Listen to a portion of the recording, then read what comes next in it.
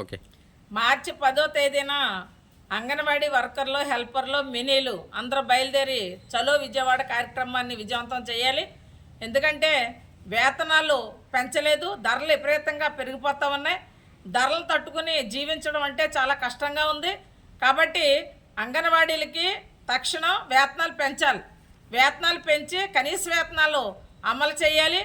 అలాగే అంగన్వాడీ వర్కర్లు, హెల్పర్లు అందరికీ కూడా మినీలకి సంక్షేమ పథకాలన్నీ అమలు చేయాలి. చాలామంది భర్త చనిపోయిన వాళ్ళు కానీ, భర్త వదిలేసిన ఒంటరి మహిళలు కానీ, అలాగే వీళ్ళంతా ఉన్నారు. వృద్ధాప్యం దగ్గరికి వచ్చిన వాళ్ళు కూడా ఉన్నటువంటి పరిస్థితి ఉంది. కాబట్టి వీళ్ళందరికీ పెన్షన్ సౌకర్యం కల్పించాలి. పెన్షన్ అనేది ఇవ్వకుండా ఈ 11,500తోటే ఆయమ్మలకు ఇచ్చే 7,000 రూపాయలతోటే మీరు బ్రతకండి లేదా చావండి అనే విధంగా ఈవేళ ప్రభుత్వాల వైఖరి ఉంది. ఇది కరెక్ట్ కాదు. గవర్నమెంట్ ఇస్తున్నటువంటి కనీస పెన్షను వాళ్ళకి ఇవ్వాల్సినటువంటి అవసరం ఉంది. అలాగే సంక్షేమ పథకాలన్నీ అమలు చేయాలి. అలాగే ప్రభుత్వ ఉద్యోగి అనే ఆప్షన్ ఏదైతే ఉందో ఆన్లైన్లో దాన్ని తీసేయాలి.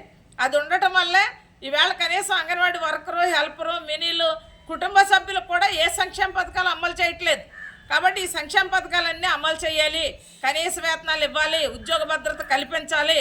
అలాగే ఎఫ్ఆర్ఎస్ యాప్ తీసేయాలి.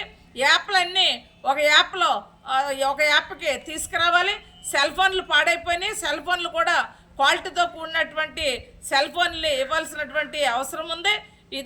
ఈ సమస్యల పరిష్కారం కోసమే చలో విజయవాడ కార్యక్రమం వెళ్తున్నాం. అలాగే గ్రాడ్యుయేటీ ప్రకటించింది గవర్నమెంట్. ఆ జీవోని తక్షణం విడుదల చేయాలని చెప్పి డిమాండ్ చేస్తా ఉన్నాం.